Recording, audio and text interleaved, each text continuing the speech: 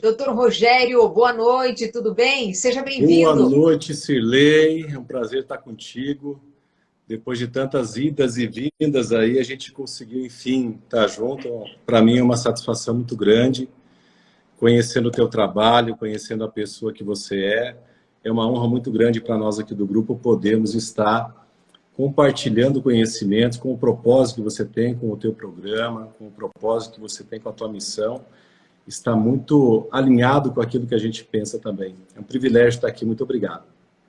Eu que agradeço, de fato, a gente tinha tentado outras datas já, né? Mas não estava batendo nossa agenda e hoje deu certo, que bom. Agradeço mesmo por ter aceito o convite e estar aqui conosco. E eu deixo já, e eu acredito que o doutor Rogério também, à disposição aqui é para as perguntas, né? As pessoas que quiserem enviar as perguntas para participar com a gente, tirar dúvidas, aprender um pouquinho mais aqui com o doutor Rogério, as pessoas podem enviar e eu vou passando essas perguntas, essas dúvidas para ele. Doutor, primeiro, antes da gente entrar no assunto propriamente em relação ao endividamento rural, fala um pouquinho para a gente do quanto tempo já no setor, enfim, no setor do agro, eu digo que é a área que você agora tem atuado, mas quanto tempo como advogado e agora também no agronegócio? Na verdade, Cirlei, a nossa trajetória é uma trajetória legal. No início da minha carreira, eu não tinha o propósito de ser advogado, e sim era concurseiro, estudava para concurso público, trabalhava com um dos melhores juízes do Brasil, aqui do Paraná, que é uma pessoa fantástica, o doutor Rosaldo Pacanhã. Fiquei um tempo fazendo sentenças com ele, estudando para concurso. E, infelizmente, o concurseiro, você sabe que não tem salário, ele só estuda e presta serviços jurídicos, muitas vezes sem remuneração. Nosso dinheiro acabou e eu precisei ir para a advocacia. Aprendi muito com ele e acabei fazendo uma parceria com o escritório que estava dentro do nosso propósito de ajudar as pessoas a resolver problemas de endividamento frente às instituições bancárias. Uhum. Isso me deu uma bagagem muito boa, fiz muito relacionamento. Isso aconteceu em 2008 para 2009. No final de 2009, nós já tínhamos aí em torno de 500 clientes. Com um ano de escritório, nós já tínhamos em torno de mais ou menos 1.000 clientes. Com 2 anos, nós tínhamos 2.000 processos ajuizados. E o nosso grupo já advogou em mais de 12.000 processos. Nós já administramos, passamos de 600 milhões entre os dois grupos hoje de advogados que nós atuamos, de endividamento, tanto na área rural quanto na área comercial. Hoje, o nosso foco é a defesa do produtor rural por missão, por propósito, e você já vai entender exatamente o nosso propósito, que é fazer com que o produtor rural pague a sua dívida, porque ele sempre vai pagar, mas com produção e não com a sua propriedade. É, para começar, vou fazer a primeira pergunta, para a gente entender um Pois pouco é. do tamanho do problema. Qual que é o endividamento agrícola que nós temos hoje? Eu não sei se a gente tem, se você tem essa informação em relação à região, ou estado, ou Brasil, enfim, qual que é o tamanho desse problema? Eu sempre gosto de falar a nível nacional, Cirlei, porque o pessoal entende melhor, né? Uhum. Porque como que a gente faz uma analogia muito grande hoje, você vai falar inclusive com magistrados, inclusive em várias únicas. Muitas pessoas ainda não conhecem o tema e o tamanho do endividamento rural nacional. Você vê que teve lugares que o saco de soja bateu agora R$ 180. Uhum. Então, aquela pessoa que não conhece a realidade do campo, ela acha que o produtor está nadando de braçada. E, infelizmente, a maioria desses produtores não tiveram acesso a esse ganho exacerbado da commodity. E esse ganho ele não é um ganho real, entende, Sirlei? Porque devido a essa pandemia, esse estado de emergência mundial, muitos preços, e todos eles praticamente são vinculados a uma moeda americana chamada dólar, ok? Sim. Então, esses contratos foram pré-fixados o ano passado. Na nossa região variou de R$ 72 a R$ 80. Assim, em grande parte dos produtores, mais de 60% da sua produção. Alguns deles até pegaram um pouco de dinheiro antecipado, achando que isso ia ser um bom negócio. E Uhum. tiveram que entregar agora, muitos desconhecem os direitos que têm, tiveram que entregar nesse valor e não vão conseguir repor os insumos para essa próxima safra de milho, já tiveram um prejuízo aproximado de 50%, porque foi mais ou menos isso que a commodity, que acompanhou a pandemia, esse estado emergencial e a disparada do dólar teve. Então, esse lucro que, em tese, muitas pessoas que estão fora do agronegócio, e o agronegócio é gigantesco, a gente trabalha na defesa daqueles que alimentam a nossa nação, que é o produtor. A gente briga exacerbadamente por eles, né? Porque se não fosse o produtor rural, nosso país estava acabado, estava na lona, e graças a Deus por eles. Então, o endividamento rural com tudo isso, Sirlei, ele acaba de bater em torno de 790 a 800 bilhões de reais, né? Então, é algo muito sério, algo que precisa ser debatido, né? A gente, às vezes, está em Brasília, na frente parlamentar de rural, falando muitas vezes com os assessores da ministra, é um pouco difícil falar com a ministra, e agora diminuímos um pouco por causa da pandemia, mas precisamos de medidas urgentes, precisamos alargar o crédito, o produtor ele precisa de crédito, porque o que ele sabe fazer é plantar, e o nosso país precisa produzir, ele Sim. precisa do agro, o nosso país ele é um país que depende muito do agro, graças a Deus por isso, porque de todos os governos que entraram, eles ainda não conseguiram acabar com a nossa nação, os passados, eu digo, por causa da pujança e as riquezas naturais que temos, e graças a Deus por isso. Então é um problema que precisa ser enfrentado.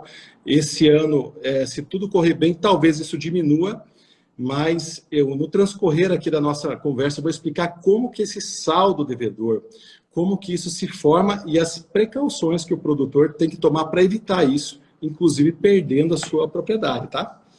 Essa informação que você passou em relação à soja, né, é realmente muito real, aconteceu, né? Ou seja, 160 hoje está em Cascavel, mas a gente sabe que tem regiões que está mais. A saca da soja, nossa, o produtor está lavando de ganhar dinheiro, mas a maioria já tinha o contrato, né? A gente já falou até em outras oportunidades aqui sobre esse assunto. E a mesma situação está acontecendo e vai acontecer com o milho.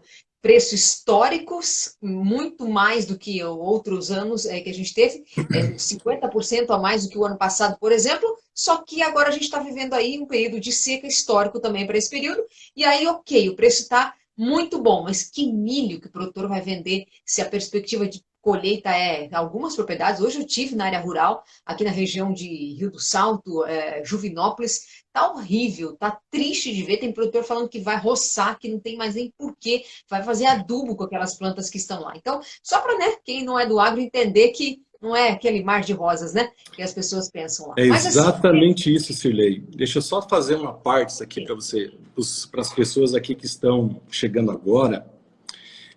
As pessoas precisam entender, muitas, assim, nas entrevistas que eu dou, Brasil afora, as pessoas falam, poxa, mas o homem do campo, o cara, deixa eu te falar, o produtor rural, ele depende de um ciclo como qualquer empresário normal, pessoa física, enfim. Ele se endivida, ele planta, né? Ele planta esperando colher para correr no banco fazer o pagamento disso. Mas o ciclo do produtor rural, ele é feito totalmente a céu aberto. Então ele não tem o controle da torneira do céu, entre aspas, para abrir no plantio e nem para secar a torneira na hora da colheita. Então é uma situação de alto risco, né? Para você ter uma ideia, o ano passado, Sirlei, na nossa região, deu uma seca tão grande, mais ou menos há um ano atrás, que há 52 anos não havia sido registrados índices pluviométricos da nossa região.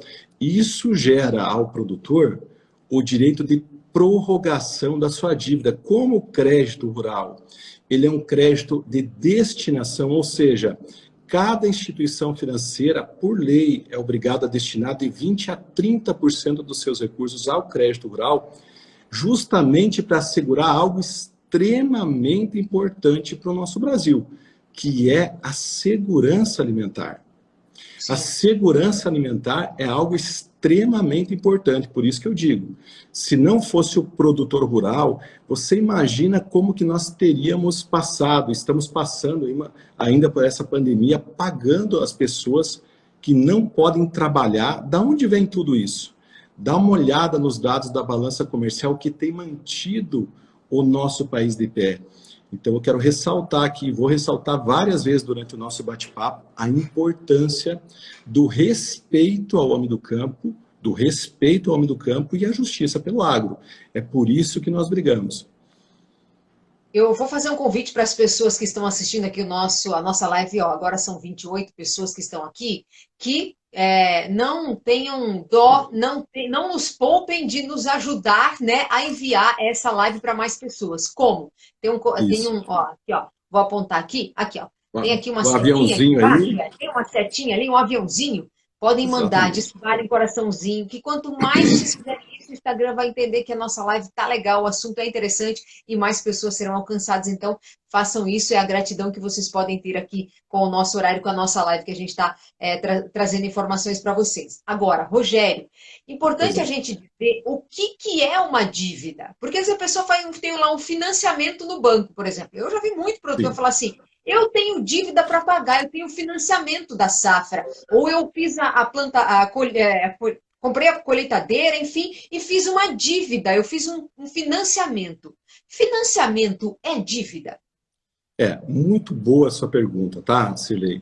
Muitas pessoas confundem muito programas. O crédito rural ele se divide em vários programas, ok?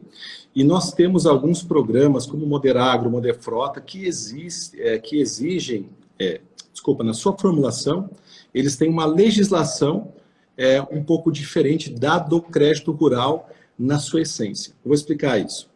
Muitas vezes, o Moderagro é um programa que o governo lança para aquisição de produtos e tudo mais. E naquele ano ele deu 2 anos de carência e os juros são 9% ao ano. Muitas ilegalidades ocorrem com 9 anos ou 10 anos, dependendo do ano, para pagar. O que ocorre nas ilegalidades? Você vai lá, está tudo descrito no site do Banco Central e outros sites que a gente de pesquisa, só para você colocar Moderagro e a legislação daquele ano 2018, 2019. O que a maioria das instituições de crédito falam? Se o prazo de carência é 3 anos, às vezes concedem 2 para o produtor. Se o prazo para pagamento é 9 anos, às vezes concedem 7, 8, e isso gera direito de revisar aquele contrato, ok? Direito de reequilibrar aquele contrato, fazendo com que o produtor ele tenha meios de pagar aquilo com a sua produção. Mas a principal ilegalidade que gera todo esse endividamento rural, e agora eu peço que os amigos assim realmente prestem muita atenção, porque de repente você conhece uma família de produtores que esteja passando por isso, um advogado que esteja com uma situação parecida e precisa resolver para essa família. Lembrando, eu sou professor dessa área, nós temos um curso chamado Execuções Rurais na Prática. Fizemos lançamentos na internet para ensinar outros colegas a militar nessa área para ajudar o maior número de produtores, porque é uma legislação extremamente específica e que mais de 90% dos colegas advogados não sabem o que é. O que é a Bíblia, Cirlei? Que define como pagar o endividamento? É o Manual de Crédito Rural.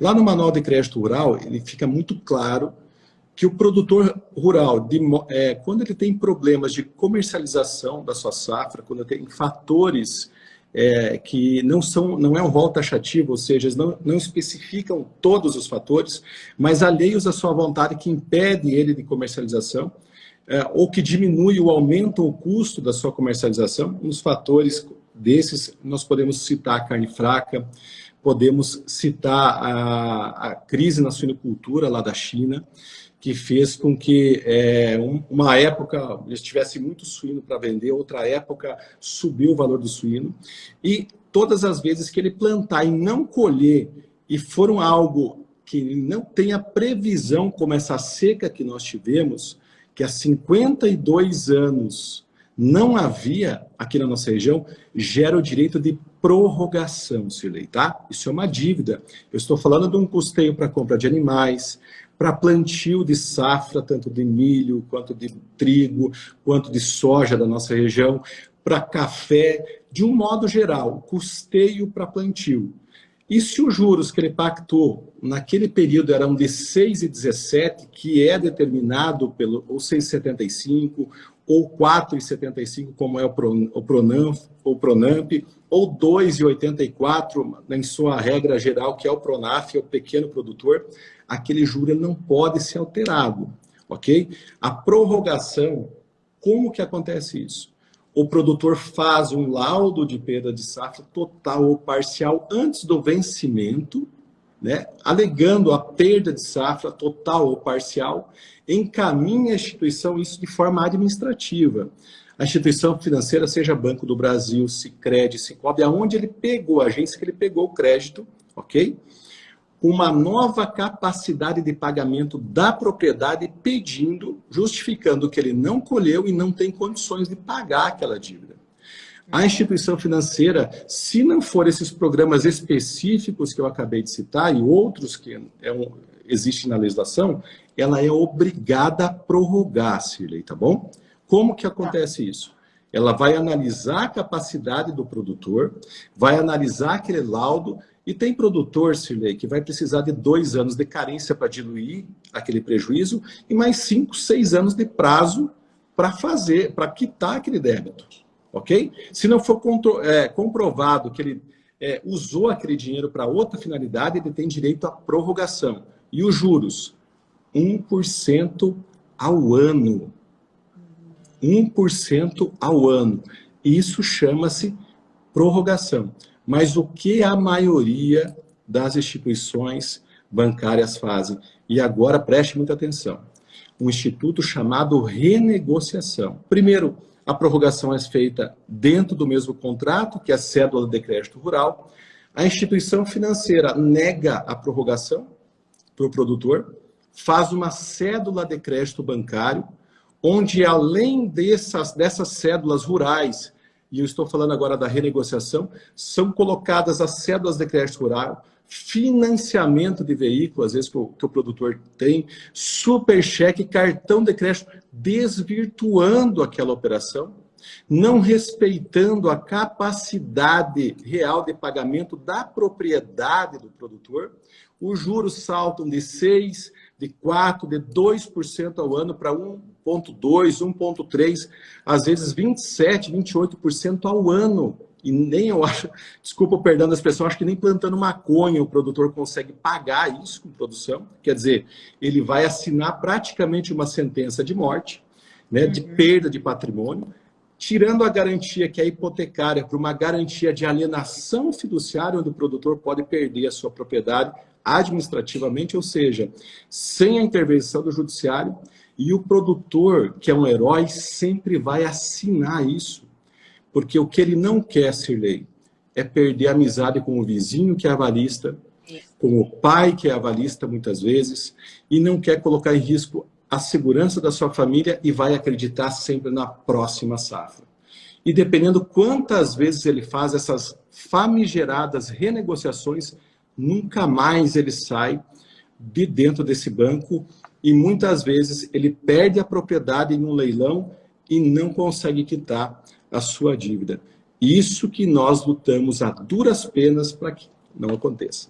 Nossa, doutor, que situação triste, né? Mas a gente sabe que isso é bastante comum.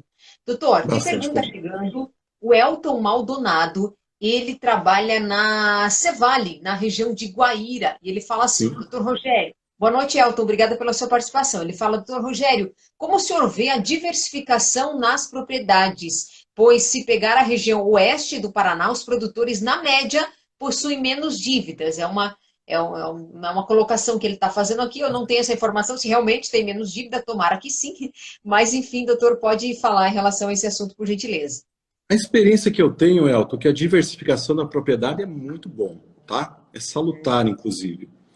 Porque quando você diversifica qualquer atividade, sempre levando em consideração o risco de cada uma, é você não colocar todos os seus ovos numa cesta só. Mas eu discordo um pouco de você em relação ao endividamento do Paraná. Para você ter uma ideia, nós atendemos a grande concentração de clientes nossa ainda é no estado do Paraná, embora atendemos Mato Grosso do Sul, Mato Grosso, enfim, o Brasil todo, Santa Catarina, Rio Grande do Sul, ainda é um problema sério o Paraná. né? E não são endividamentos maiores, porque as áreas talvez sejam um pouco menores. Um pequeno produtor no Mato Grosso deve, sei lá, 10 milhões aqui, o cara deve 1,5 milhão. Um médio produtor no Mato Grosso deve 50, 60, 70 milhões e um grande produtor 300 milhões de reais. Então, aqui no Paraná, nós temos muitos produtores médios que dependem muito do crédito e estão renegociando dívidas, Elton, e talvez você não saiba, porque ainda não foram executados, né? Mas eles estão nessa roda viva há 3, 4, 5 anos, querido. Então, não é comum, Cirlei, o produtor pegar um financiamento, ele pegou um financiamento lá em 2016 de 200 mil, vem renegociando ao longo dos anos e hoje está devendo 2 milhões, sem ter pego mais nenhum centavo da instituição. Somente tombando essas operações, para a pessoa entender aí de uma maneira muito simples, somente tombando, renegociando isso, renegociando, o banco vai agregando garantias, né, sempre pegando mais garantias, ao ponto que esse produtor não tem mais como pegar crédito nas instituições, começa a ficar atrelado às cooperativas de crédito, que tem um juro maior, e aí fica um pouco mais difícil, porque amanhã depois também a cooperativa não dá mais crédito, e ele acaba tendo que entregar tudo que tem e ficando aí com endividamento. Isso é muito importante ainda, mencionar uma outra situação, Cirlei. O produtor ele não é acostumado a dever, entende? Ele não tem esse drive, esse pensamento, ele não é um devedor contumaz. Existem pessoas más também, como agricultores, mas é muito pequeno. O devedor agricultor, ele não tem como anoitecer e não amanhecer. Ele não tem como esconder a sua propriedade. Sempre que o judiciário interpelá-lo, ele vai achar ele no lombo do trator, vai achar ele passando veneno, vai achar ele plantando dentro da sua propriedade.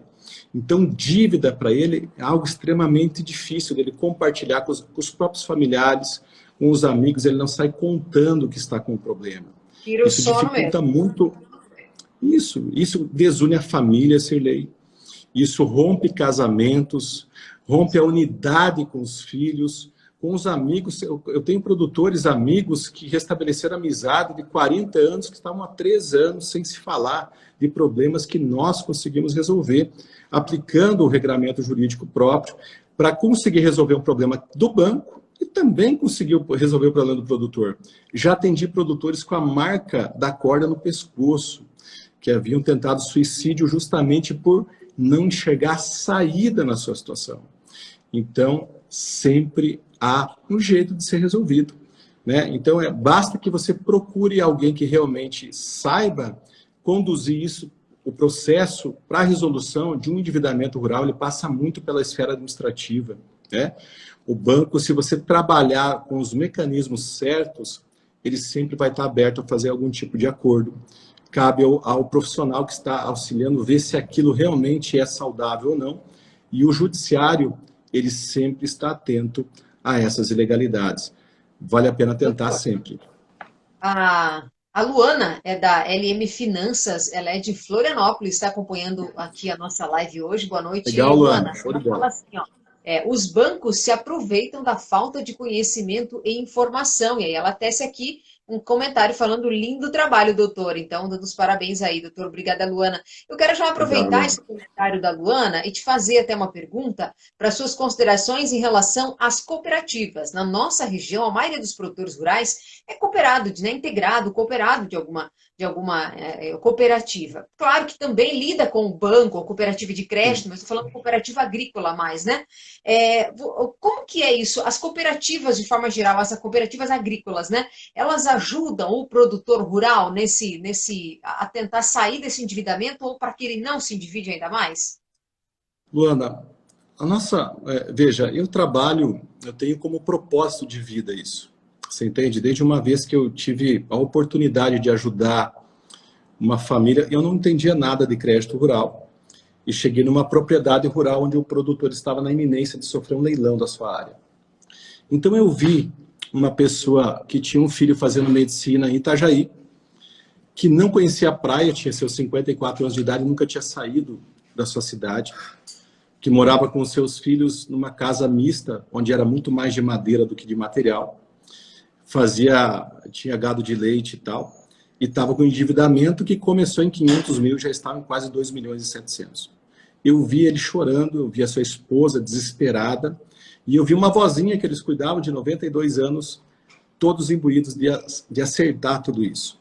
Então, minha experiência com o banco é que o banco, se você levar isso muito a sério e tiver as informações que a amiga lá de Florianópolis falou que realmente os produtores não têm acesso, e muitos têm acesso e ficam com receio, com medo de fazer qualquer situação contra a cooperativa e contra o banco, porque eles acham que nunca mais vão ter crédito, e existem mecanismos que um profissional de excelência da área vai saber manusear para que eles continuem, discutam aquela dívida, tanto administrativa quanto judicial, e continuem tomadores de crédito, continuem na atividade. O governo precisa, queridos, que vocês plantem.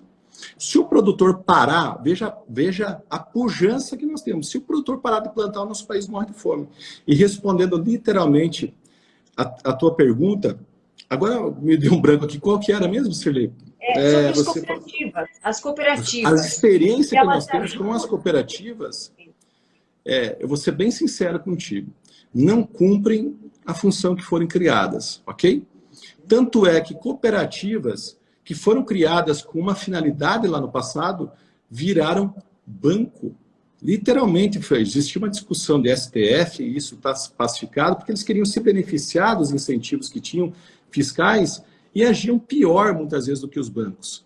Eu tenho cooperativas aqui que chegam produtores, para mim, com juros, que eles não conseguiram pagar no banco, correm nas cooperativas, pegar subsídios, em que o juro que ele estava pagando era 6%, 7% ao ano, lá no banco, e o banco exigiu isso deles, que eles pagassem, porque eles não conheciam, não conheciam o direito de prorrogação, em que esse mesmo juro na cooperativa, veja bem, cooperativa, foi cobrado dele na conta gráfica 5,17 ao ano, amiga. 5%, 5,17% na cooperativa, com garantia real hipotecária. Então você imagina para onde vai esse produtor. Vários já aconteceram isso com cooperativas que foram criadas, pasmem vocês, para amenizar, para ajudar os produtores. Então, a minha situação, o meu conselho aos produtores, fiquem atentos. Fiquem atentos. Cooperativas não crescem e não dominam o mercado à toa, queridos, tá? Distribuição de lucros, aquela conversinha, fiquem atentos às espécies de contratos que vocês assinam. Bancos ainda a gente consegue fazer alguns acordos, cooperativas, a forma de cobrança desse povo é a mais severa que existe. Se você não pagar, existe toda uma coação moral de gerência, existe toda uma coação emocional, e são os que mais vão para cima de tomar áreas de produtores. Essa é a experiência que eu tenho aqui na nossa região. Então, fiquem atentos, tá? Tem várias perguntas chegando aqui, ó. O economista Marcos Paulo faz até um comentário. Ele fala assim, ó, o produtor rural possui uma legislação personalíssima, uma vez que sua atividade está sujeita não só às adversidades mercadológicas, mas está sujeito também às ações do clima. Muito bom, obrigada aí pela sua participação. O José Luiz de Lemos fala assim, ó, o Banco do Brasil está pedindo IRP mais 0,72% para prorrogar. Pode? Tem uma pergunta aqui. Veja, eu não sei exatamente... como que é o nome dele, perdão? José Luiz de Lemos. José, eu não sei exatamente a modalidade do contrato, tá? Veja bem, pelo Manual de Crédito Rural, e se eu não prevê, não for uma legislação específica de um programa, o banco ele sempre tem que respeitar a capacidade econômica financeira do produtor. O que a gente vê muito, Sirlei? Produtor, eu digo assim, uma responsabilidade até nossa. Hoje dá para você contar nos dedos no estado do Paraná quem advoga com excelência para produtor rural e trabalha com manual de crédito rural. Então, muitos não têm informação desse direito de prorrogação. O banco ele não pode exigir, se não for um programa específico do governo, que tenha regramento próprio, qualquer tipo de entrada quando o produtor não colhe, ok? Ele não pode exigir isso. Resumindo para vocês, sendo bem direto, o produtor não colheu aplicou o recurso na sua lavoura, não tem nada de culpa ou dolo que ele deixou de fazer, qualquer situação que prejudicou a não colheita, foi exatamente fatores descritos no Manual de Crédito Rural que impediram a sua colheita, o que que faz? Prorroga. Prorroga pelo tempo necessário que ele possa se reestruturar para manter esse produtor na atividade. Agora, se ele não souber disso, ele vai cair na renegociação. Ok? Então, assim, o que muitos colegas ainda sem saber do tema e querendo mostrar um pouco de serviço fazem? Produtor, não tem o que ser feito, você vai ser executado e vai perder a propriedade. Pegam o produtor pelo braço, levam na frente do gerente da carteira agrícola e fazem ele assinar essas renegociações, que exigem entrada, que exigem outras coisas mais, e o produtor não precisa de profissionais que façam isso, ele pode fazer sozinho. Ele pode ir até o banco e fazer sozinho. Agora, se ele quer realmente, ele tem que procurar, se ele quer reverter essa situação, ele tem que tirar das mãos do banco ou da cooperativa o poder de ser senhor sobre a vida dele. Ele tem que levar realmente essa situação ao judiciário e deixar que o judiciário aplique, como bem falou o nosso colega aí, as regras do Manual de Crédito Rural, que é uma legislação protecionista e tem que ser, porque a atividade do produtor é de risco. Nossa live hoje aqui no souagro.net é com o Dr. Rogério Augusto Silva, professor, advogado especialista em crédito rural. A gente está falando mais aqui sobre o endividamento, quer dizer, ele, né? Eu estou só fazendo a pergunta. Endividamento rural, esse é o nosso assunto aqui da live de hoje, com o parceiro do Dr. Rogério Augusto. Doutor, quais os principais motivos que o produtor rural está endividado? A gente já falou aí sobre essa questão de algum problema climático, né? Que isso pode acontecer, aliás, está acontecendo no passado desse ano. Agora, o que mais, no dia a dia, aí, atendendo os clientes, o doutor percebe que tem sido os principais motivos dessas dívidas? O principal motivo do endividamento rural hoje, Cília, ele passa por poucos casos, tá? Eu vou começar do menor para o maior, eu defino aqui muito poucos casos, porque, como eu falo, a cultura do produtor não é de estar endividado, você entende? O drive do produtor é pagar a sua conta. Muitos produtores, mesmo quando a gente explica sobre o Manual de Crédito Rural, e muitos que têm o pai como avalista, eles falam, não, você fez a conta, você vai pagar e acabou. Tem muita essa cultura aqui na nossa região, e isso é de cada um, eu não penso dessa maneira, mas isso é de cada um. Mas existe uma má gestão da fazenda, né? Ainda tem que ser melhorada às vezes, né? Ainda o produtor ele precisa evoluir, ele precisa entender que o mundo mudou um pouco. Mudou bastante, então se ele buscar uma ajuda específica e diversificar, como o colega falou, em algumas áreas ele pode passar por alguns intempéries sem ter problema. Mas o principal, Cirlei, o principal problema são as renegociações, ok? Sim. Então muitos me falam assim, mas doutor, então o produtor, se ele tiver problemas, sempre ele vai ter como prorrogar sempre? Sim, por causa da legislação que o ampara. Se ele fizer o procedimento administrativo e entrar com uma ação judicial, vai garantir com que ele fique com o nome limpo, vai garantir que ele sofra se sofrer uma execução, que ele não tenha o seu patrimônio constrito, e o judiciário vai assegurar a esse produtor que ele pague o seu endividamento com produção, com soja, com milho, com leite, com animal, o que for, com café, enfim, naquilo que ele se comprometeu quando fez o programa, quando fez o projeto. Uma pergunta muito importante, Cirlei, que eu quero responder aqui, que eu recebi nos directs antes da nossa live, todo programa que você pega, quando você se habilita no crédito rural, é feito por um projeto, é feito um projeto antes. E como que fica, né? Essa diferença do cara que fez o projeto para pegar e depois você notifica o banco com um novo projeto de pagamento. Queridos, preste muita atenção. Produtor rural não tem como contestar isso. Ou chega no momento, ele assina qualquer documento para resolver o seu problema. E o judiciário não é mais Juninho.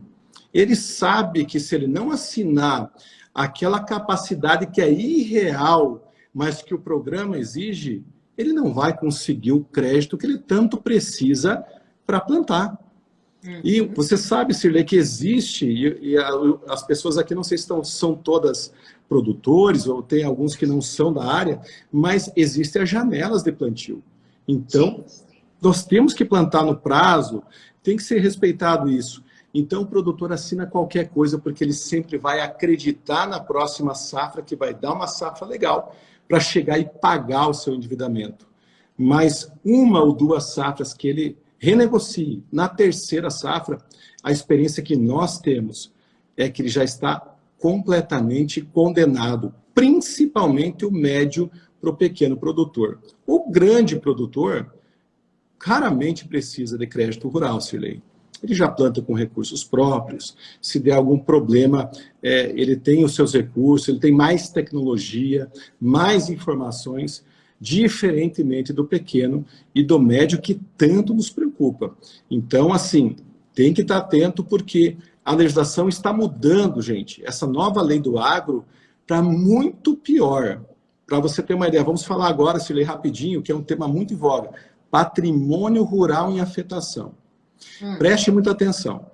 Essa nova era uma MP, foi convertida em lei. Pra você ter uma ideia, você que trabalha com produtores também, Cirlei, no momento que o produtor contrai um financiamento numa instituição bancária, é formada uma cédula hipotecária rural, a CIR, ok?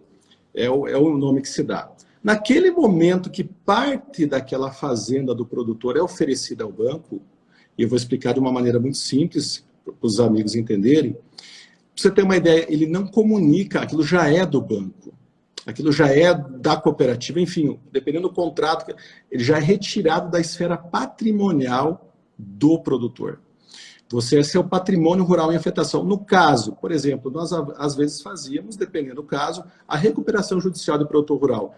Isso não entra no rol de bens. Porque aquilo, se o produtor não pagar, chegar a não pagar a sua dívida, ele não tem 15 dias, ele não é notificado, aquilo já é consolidado na mão do produtor. E pasme você, amiga, foi aprovado por deputados da bancada ruralista, lobby de escritórios que defendem banco, e foi sancionado pelo governo. Quer dizer, a força do poder econômico está cada dia mais avassaladora para quem está sustentando a nossa nação. O governo abriu mão da penhora de propriedades em impostos e tudo mais, impostos federais que beneficiam programas muito importantes da nossa nação, mas deixou o agronegócio de fora, aceitando isso, que para nós é totalmente ilegal e inconstitucional, fere as normas da Constituição, fere o Manual de Crédito Rural, com uma legislação que foi criada justamente para que isso não aconteça. Tem que abrir o olho, porque daqui a pouco não existe mais legislação que proteja o nosso produtor rural. É bastante preocupante. Você que está acompanhando aqui a nossa live hoje, ainda dá tempo de você mandar sua pergunta, tá? Pode mandar. E também eu faço convite em forma de gratidão ao que a gente está fazendo aqui, trazendo esses conteúdos, né, doutor Rogério?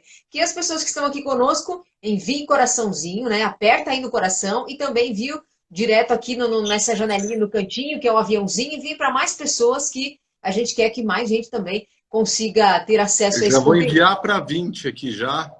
Vai lá, vários aqui também já mandei. Tem gente aqui, o Lucas, ótimo conteúdo, faz aqui uma observação também. Obrigada, Lucas. O direito ad agro, não sei quem exatamente é a pessoa do escritório, né? Fala o mestre do crédito rural. Daí, tem uma pergunta que veio aqui, tá? A pessoa que fez antes está fazendo uma nova pergunta. O José Luiz de Lemos fez uma pergunta anteriormente, ele coloca mais uma. O avalista com atividade rural é protegido pelo Manual do Crédito Rural também? Zé, eu vou te responder de uma maneira bem simples, tá? Quando não chove para o devedor principal, não chove para a avalista também, querido, tá? É mais ou menos assim. Então, ele se ampara em todos os direitos, sim, que o produtor rural tem, o devedor principal. E isso é muito importante, porque as pessoas acham que o avalista, aqui os benefícios, isso acontece muito com o arrendatário e o arrendador também, Cirlei, tá? Quando não chove para o dono da terra, não chove para o arrendador, ele nem está plantando, ok? Sim. Existia uma discussão, mas a maioria da doutrina e jurisprudência hoje resguardam, tá? Resguardam esse direito, estendem esse direito para o avalista também, então isso é pacificado já. Tem mais um comentário chegando aqui, ó. Primeiro eu vou aproveitar a audiência que está boa aqui hoje, né, doutor? E convidar todos para acessarem o portal soagro.net, primeiro portal agrovídeo do estado do Paraná. Se você não tinha um lugar que você acessava e ficava sabendo tudo o que estava acontecendo no agronegócio, principalmente nas regiões oeste, noroeste, sudoeste, no Paraná de modo geral, acessa notícias atualizadas todos os dias, 7 dias da semana. Caramba, aí é nosso portal aqui da cidade, gente, é fantástico. Eu agora entro primeiro no seu, Cirlei, do que no Globo Rural, para você ter uma ideia. Muito Né? obrigada. Então, muito legal, gosto muito, tá? É as notícias de casa, né, do quintal. Exatamente. Ó, o Jefferson faz um comentário aqui, ó, sem falar na possibilidade dos estrangeiros adquirirem terra sem limites pela via indireta da alienação fiduciária de imóveis. Era outra pergunta que eu tinha anotado aqui, doutor. Eu já vou aproveitar, obrigada a quem fez esse comentário, o Jefferson. Show de bola, Jefferson. Eu quero saber o que é alienação fiduciária. Poxa, obrigado pela pergunta, Jefferson. Show de bola. Como que acontece isso dias de hoje, Cirlei? Eu te falei da nova lei do agro, que ficou muito mais severa. Nós tínhamos um instrumento vedado pelo Manual de Crédito Rural, que era a alienação fiduciária. Justamente porque os efeitos avassaladores da alienação fiduciária, frente, muitas vezes, à inoperância do produtor por falta de conhecimento, faz com que o banco consolide a propriedade de maneira muito rápida. Né? O produtor, geralmente, ele não tem opção. O que ele quer na hora de assinar uma renegociação de crédito, muitas vezes feito por cédula de crédito bancário, ele quer resolver um problema ali, naquele momento, que impeça o banco de colocar o nome dele, da esposa, dos filhos, dos avalistas, dos vizinhos, que ele tanto preza nos cadastros desabonatórios. Eu pego muitas situações de produtores, com amizade, como já falei aqui, de 30, 40 anos, né, compadres que não se falam há 2, 3 anos, porque o compadre que assinou de aval não consegue crédito no banco porque ele está devendo. O que acontece na prática, minha amiga? O Manual de Crédito Rural, ele tem como garantia e única só a hipoteca. Todo mundo já ouviu falar da garantia hipotecária da área de campo, né? Então, esse instrumento de garantia, ele exige com que o banco faça um processo executivo no fórum, para os amigos entenderem, processo executivo no fórum, em que o juiz comanda todo esse processo, dando o direito de ampla defesa, dando o direito de apresentar perícias e outros fatos determinantes ali que podem mudar toda a história processual, ou seja, passa pelo crivo do judiciário. Graças a Deus, a nossa imensa maioria de magistrados, principalmente da nossa região, são pessoas extraordinárias. São juízes muito bem preparados, nosso Tribunal de Justiça, principalmente na escolha dos juízes de primeiro grau, tem sido impecável. O grande problema é que quando vence essa parcela, o cliente, o produtor, ele simplesmente não sabe que tem que fazer essa notificação administrativa, apresentar uma nova capacidade de pagamento. Isso a informação não é flagranteada para o produtor, porque ela não é boa para a instituição de crédito. O que é a instituição de crédito? Muda a natureza contratual, Cirlei. Muda o contrato. Faz uma cédula de crédito bancário, ok? Desvirtuando a natureza do crédito que era rural para um crédito comercial, aumentando a taxa de juros naquela modalidade que eu já te falei, e mudando a modalidade de hipoteca para alienação fiduciária. E o que acontece? Muitas vezes naquele ano dá mais uma seca. E o que ocorre? O produtor não vai conseguir pagar, vai ser notificado então pelo cartório de registro de imóveis para que ele pague muitas vezes não só aquela parcela, mas todo o contrato. Então você imagina um produtor que muitas vezes não tem 60 mil, 100 mil reais para pagar numa parcela anual, vai ter condição de pagar 500, 600 mil à vista. Veja bem, ele tem 15 dias para fazer isso. Caso ele não faça, né, ele vai ser... A sua propriedade é transferida dentro do cartório de registro de imóveis para a instituição de crédito. Essa instituição financeira, ela vai fazer um leilão, para inglês ver, um leilão que não tem acompanhamento nenhum praticamente. e vai vender para uma terceira pessoa essa área de campo, que vai entrar com uma ação contra esse produtor, chamada muitas vezes demissão na posse. E quando o produtor se vê nessa situação, não existe mais o que ser feito a não ser desocupar a área e entregar para o novo proprietário. Então, isso tudo acontece no nosso país, que é movido por esse cara que a gente admira tanto, que é o produtor rural, que de sol a sol está trabalhando. E eu digo assim, cara, isso é um ministério para mim. Eu não tenho assim, é só quem trabalha com esse povo que sabe o sofrimento, a angústia que eles têm no dia a dia, buscando resolver, dentre eles, o mais severo dos problemas, que é o endividamento rural. Arrisca a sua propriedade, arrisca a sua dignidade, desune as famílias e muitas vezes leva à morte da pessoa. Doutor, chegou uma pergunta agora, o Paulo César Júnior. Boa noite, Paulo. Ele pergunta o seguinte, sobre contratos futuros de entrega de grãos. Como fica em caso de descumprimento por questões alheias à vontade do produtor? Essa vontade alheia talvez seria não ter colhido, é isso? Não sei o que é a vontade alheia que ele alega aqui. Veja, são duas situações assim, bem diferentes aí. É o Paulo, né? É, isso. Paulo, são duas situações um pouco diferentes, tá? Quando ele não entrega por não ter colhido, por fatores alheios à sua vontade, no caso, a falta de chuva, ele vai para o regramento do Manual de Crédito Rural. Ele pode ser aplicado se for instituição financeira. Em caso de cooperativa, como nós fazemos aqui, ok? Eu não oriento por essa discrepância, ok? Essa discrepância de preço, o produtor simplesmente não entregar. Ele tem o contrato, em tese, faz lei entre as partes. Ele tem que entrar com uma ação de revisão desse contrato, provando, desde já, o aumento do custo da sua produção, seja o caso de teoria da imprevisão ou outras teorias que nós podemos alegar nesses contratos, porque assim, Cirlei, muitos fecharam a R$70 e quando foram entregar estava 170. O nosso posicionamento não é nem para 170 e nem para 70. Nós fizemos uma perícia judicial, uma perícia com perito judicial, vai até a propriedade e afere o prejuízo que o produtor teve, fazendo com que se chegue em um valor que esse prejuízo não foi provocado por ele, mas foi por uma pandemia internacional, que fez com que o dólar disparasse exacerbadamente, sem previsão nenhuma de ninguém. Ok?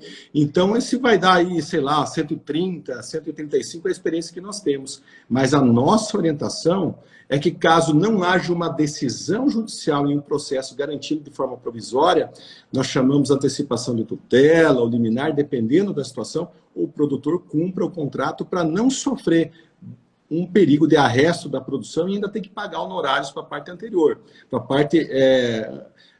parte adversa.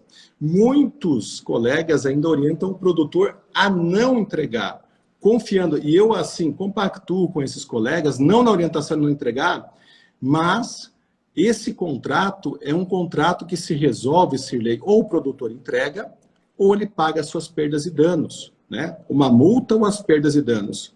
Eu vejo muitos magistrados, na minha questão, ao meu ver de maneira equivocada, porque é um contrato de entrega futura, um contrato de cumprimento de obrigação diferida, em que ele pode simplesmente não entregar e pagar a multa, desde que provar as perdas e danos, desde que provada que aquilo foi comercializado no contrato de venda futuras, o que às vezes é difícil da cooperativa fazer, porque tem as nossas cooperativas aqui, às vezes não conseguem fazer essa prova, ou as perdas e danos. Mas vejo ainda magistrados deferindo o arresto desses produtos. E isso, ao meu ver, foge completamente da natureza jurídica desse contrato. Então, o que eu oriento esse produtor? Busque os seus direitos, faça uma ação e consiga uma decisão, no mínimo, provisória. Se não, faça a entrega para evitar problemas futuros. Porque o produtor não está acostumado a receber um oficial de justiça na sua porteira querendo arrestar os seus grãos. Isso causa um dano, uma abalo muito substancial para o produtor. Então, nós fizemos dessa forma, quando ajuizamos essas ações, buscamos primeiro uma autorização, nem que seja preliminar, para não entrega, para evitar de passar por esse tipo de constrangimento. 7 minutos ainda de live, nós temos que o Instagram vai derrubar a gente se a gente continuar. Eu continuaria, mas ele vai derrubar. A Karen faz uma pergunta aqui, doutor. Fala assim, ó, ela está fazendo alusão a penúltima resposta que o senhor deu aqui sobre leilão. Ela fala assim, ó, e se acontecesse a arrematação desse imóvel por preço vil, é possível conversão em perdas e danos? São situações um pouco diferentes aí, Karen. Esse preço vil é um argumento de defesa em arrematação, né? E, assim, a conversão em perdas e danos, você tem que trabalhar uma tese bem substancial aí, para você conseguir ter essa medida deferida pelo judiciário. O melhor, Karen, é você fazer esse trabalho preventivo. Eu sei que às vezes o cliente já chegou no teu escritório já perdeu a fazenda. Eu acho assim, o argumento essencial pode ser o preço vil, porque às vezes isso acontece muito na alienação fiduciária, né? Quando você vai investigar esse processo, eu creio que você está falando aí da alienação fiduciária, quando você vai investigar esse processo administrativo, você descobre gatos e lagartos, e muitas vezes consegue descobrir que até mesmo o chefe da carteira agrícola ali estava aliançado com outras pessoas oferecendo a área de campo, enfim, é algo assustador que a gente já passou aqui no grupo e consegue desconstituir isso. E aí, mas é sempre preventivo isso.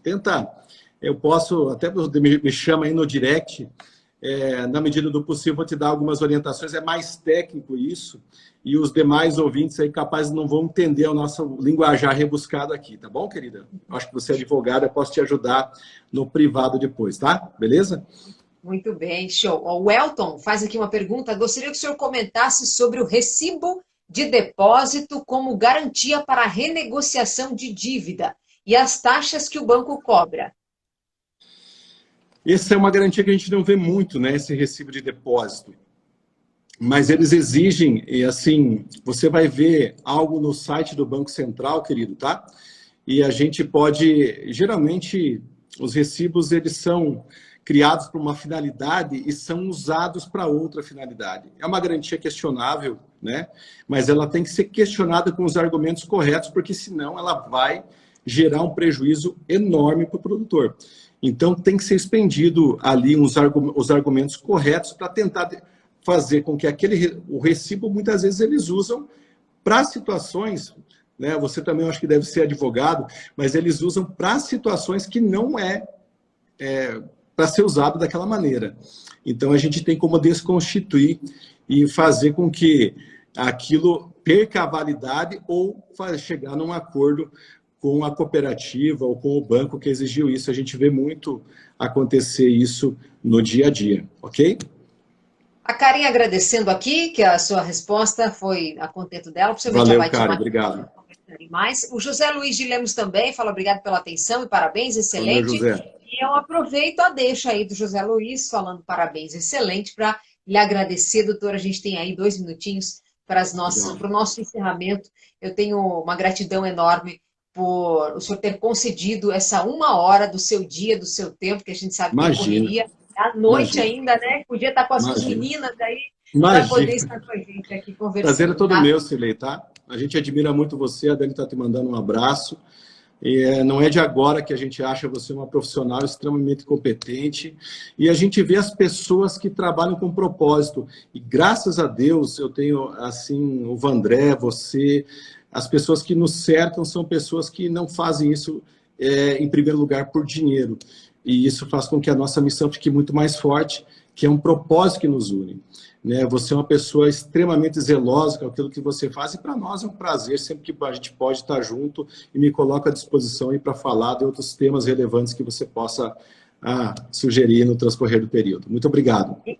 Inclusive, já fiz já te fiz um outro apontamento para uma outra live, né? Falar sobre a questão do plano Collor, né? Isso vai ser bem legal, joia. Vou falar sim. Vamos preparar aí, em breve nós vamos trazer esse assunto aqui para vocês que acompanham então, tá, pessoal? Obrigada a todos pela audiência aqui hoje, foi muito bacana, as perguntas muito construtivas, muito legal. E eu reforço que essa nossa live na íntegra vai ficar salva tanto aqui no IGTV quanto no YouTube do Souagro. E para você que ainda não conhece, está aqui com a gente, souagro.net. Acessa todo dia informações atualizadas todos os dias da semana para você, 7 dias da semana. Doutor, mais uma vez, obrigada, gratidão.